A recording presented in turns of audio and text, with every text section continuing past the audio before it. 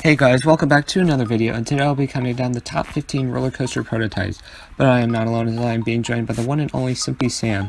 And what exactly is a coaster prototype? A coaster prototype is any coaster that is the first of its kind. For example, the first B&M Hypercoaster, the first Intamin Blitz, the first RMC wooden coaster, etc. Now this list will be based off of a few things: how good the ride is, how innovative it was, and how successful it was. With those things out of the way, enjoy the video. So starting off with number 15, we have the first ever modern inverting coaster, Corkscrew at Knott's Berry Farm. This was a simple aero corkscrew coaster which is considered nothing special today, but back in 1975, the world was in shock when we saw a coaster with an inversion. It would be the pioneer for every looping coaster that came after it. It is a very simple layout with a drop, turn, and a double corkscrew, but that double corkscrew would forever change the world of coasters. And after leaving Knott's in 1989, it found a nice home at Silverwood, where it still stands and gives apparently very smooth rides today. The number 14 coaster would change the way wooden coasters could be designed forever. Switchback at ZET's was the world's first shuttle wooden coaster when it opened in 2015.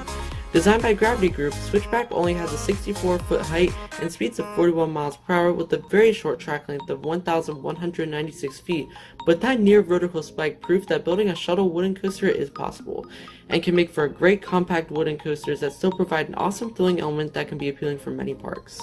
Number 13 is the first defunct coaster on this list. Hypersonic XLC at King's Dominion was the first air-compressed launch coaster by S&S, and completely shocked everyone with its ridiculous rate of acceleration, 0 to 80 miles per hour in just 1.8 seconds. Many people said this launch was unbelievably forceful, and the top hat right after gave great airtime. The ride was extremely short but thrilling.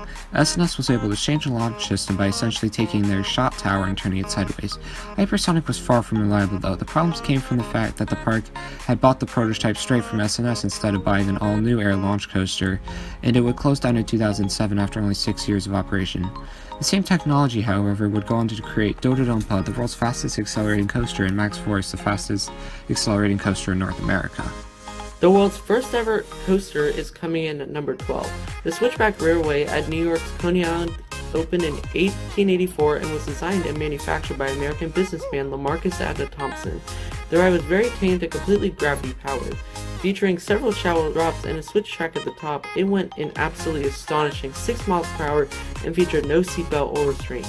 It would be extremely tame for today's standards, but must have been thrilling for the people of 1884. We wouldn't have any of the modern screen machines we have today if it weren't for the Switchback Railway, so I think we all owe it a big hearty thank you. Number 11 was the world's first ever suspended coaster, the Bat at Kings Island. No, not that bat, this bat. Now, many of you may disagree, as Bisbee's Spiral Airship and Alpenflug were two suspended coasters that both came before the Bat, but the Bat was aerodynamics first suspended coaster, and the first one that was well known by many people. In 1981, Kings Island would debut Aero's prototype suspended coaster with the Bat, and it would be a huge success with guests. It provided a thrilling and intense ride experience unlike anything else. However, there was one very clear mistake. Aerodynamics had forgot to bank the track. The stress of the trains had actually been trying to bend the track, which is not good. Because of this, the park closed the ride after just 2 years in 1983, but at least the park paid tribute to the classic ride by retheming their actually successful suspended coaster to the Bat in 2014. And Aero went on to produce 9 more suspended coasters, including Big Bad Wolf, Eagle's Fortress, and more. The world's first RMC is starting off the top 10. New Texas Giant, Six Flags Over Texas.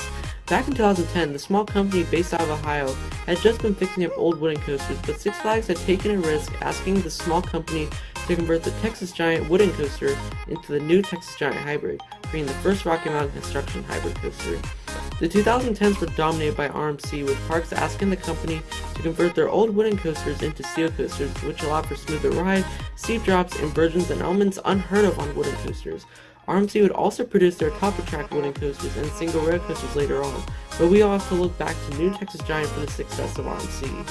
A very interesting coaster is at number 9, Furious Baco at Port Aventura. 2 years before B&M's first wing coaster, Intamin created their version of the wing coaster.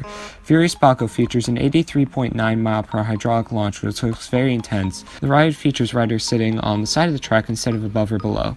The Intamin wing coaster never went past Furious Baco, with the only one they ever built, but B&M would create Raptor at Gardaland in 2011. Even though the Intamin wing coaster wasn't a success, it was the first time we ever saw a ride of this type, and would be the reason for B&M's surge of wing coasters throughout the last decade. It's a short but sweet ride and gets mixed reviews, but it was sure quite an innovation. Batman the Ride at Six Flags Great America was not only B&M's first inverted coaster, but also the world's first inverted coaster ever. In 1992, Bolliger and Mabillard went back to where they started and changed the coaster world with the first inverted coaster. Unlike anything that had come before it, rides would sit below the track instead of above the track. It was so successful that B&M would produce many more inverts and clones of Batman throughout the Six Flags chain. Other manufacturers like Intamin and Vekoma would produce inverts, and all thanks to Batman the Ride. It provided an intense and exciting ride experience that we had never seen anything like before. New Texas Giant was RMC's first hybrid coaster, but Outlaw Run at Silver Dollar City was the company's first topper track wooden coaster. Not only that, but it was also the world's first successful inverting wooden coaster, following up the failure of the massive Son of Beast at Kings Island. It used the terrain flawlessly and did things never before possible with a wooden coaster. We would see 3 more of these produced, and it would change wooden coasters forever.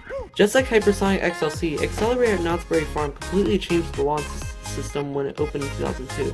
Accelerator used a hydraulic launch to accelerate riders from 0 to 82 miles per hour in just 2.3 seconds, which is insanely fast.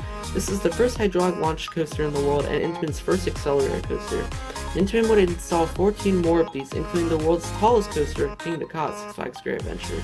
Other manufacturers like Zamperla and Premier Rides would adopt hydraulic systems for their launch coasters. It may not be the most reliable system, but provide a thrilling launch like almost nothing else. Stealth at California's Great America was the first ever flying coaster when it opened in 2000. Riders would lay on their backs throughout the layout, which flipped the train between the flying and lying positions several times. It became known as Vekoma's Flying Dutchman model. The flying experience was absolutely unmatched by any other coaster, and the flying coaster would later be adopted by B&M, and Vekoma would build 2 more Flying Dutchmans and several other flying coaster models. Flying coasters would go on to be a very successful coaster model that provides an unmatched experience unlike anything else. The world's first Giga coaster is coming in at number 4. Money of Force at Cedar Point was one of the biggest shocks the coaster world had ever seen back in 2000. Cedar Point took the first 200-foot coaster record and was back at breaking the height record in 2000, with Money of Force breaking 300 feet. It may not give the most exciting ride experience for a Giga, but the fact it was the first really makes this an important coaster. After all, without it we wouldn't have Fury 325 or Intimidator 305. By far the best coaster on this list cracks the top 3 with Lightning Rod at Dollywood. Remember how Outlaw Run completely changed wooden coaster forever? Well, that's just the case with the world's first launch wooden coaster. This launched RMC is one of the biggest wooden coaster innovations and apparently provides an incredible ride experience, but it's not without its downtime, hence why it was closed during my visit to the park. Because of how innovative it is, it probably spends more time closed than open, which is why another launched wooden coaster hasn't been produced, but the future could still very well see another one. X2 at Six Flags Magic Mountain was the world's first 4th dimension coaster, coming in at the number 2 spot. Instead of like a typical coaster which was fixed to the track, the seats on this first of a kind coaster used a 3rd fixed rail on the track to rotate the seats forwards and backwards in a controlled manner. This 4th dimension concept was and still is absolutely insane. This coaster was so insane, in fact, that the research and development of X2 put Aero into bankruptcy and ultimately ended the company. After Aero Assets were acquired by SMS, they would produce 2 larger and crazier versions of X2 with Dinoconda and Egenaiko. SNS would also recreate the non-controlled free spin coasters, and Intamin would create the Zack Spin 4D coasters.